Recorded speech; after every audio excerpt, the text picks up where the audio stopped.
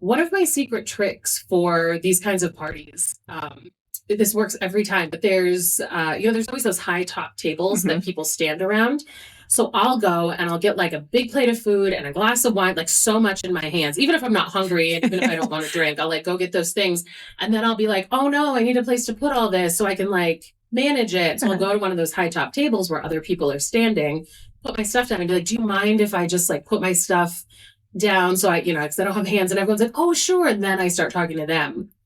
So that's my secret way. So, because it feels weird to break into people's conversations, but if you have like an excuse, so those high top tables are your friends at these events. So anyway. That's a genius trick because you're right. When you just walk up to like a circle of people standing in the middle of the room, you're like, hi, I'm Meghan. Yeah, you feel kind of weird doing that. And when if I am in a circle of people and someone does that, I'm immediately welcoming because I know how it feels and how scary it is to do that. So if someone does come up to your circle, even if you're in the most important conversation, have some sympathy for what they are doing. You will definitely be in that position yourself and welcome them in and introduce yourself and say what you do.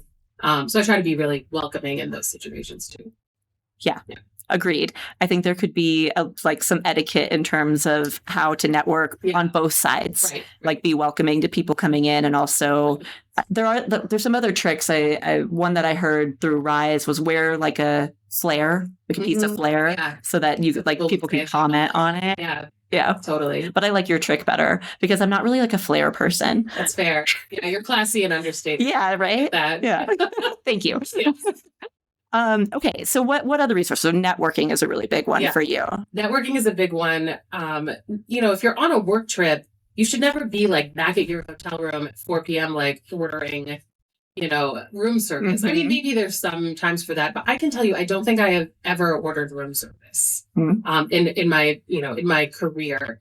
Because it's an opportunity to go out and have dinner with people. Like the more you make friends with people that you work with, the easier it is to work with them. And I mean, our industry is filled with brilliant, passionate, amazing people. So there could be worse people to become friends with. Yeah, it's so true. Yeah. So put in the effort to go, grab a drink or grab dinner with somebody. I've become friends with people like, we'll like go to a baseball game or I'll like go meet their kids, like if they live in the town or whatever. So like make sure you try to be active. Once again, I get if you need some personal time and personal space, you need to decompress, you have work to do that night like that. I get that. But don't do that every time. Yeah, especially in a conference or like a conference setting when like it's a short period of time. Yeah. Just, crank it out. Get out. Do it. Like everybody's in the same boat. Everybody's tired. And that's like part of the relationship building that you're doing is everybody's hungover from the night before or just tired because they were walking for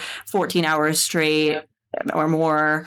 So you just kind of have to suck it up. Go do it. Go meet them. Yeah.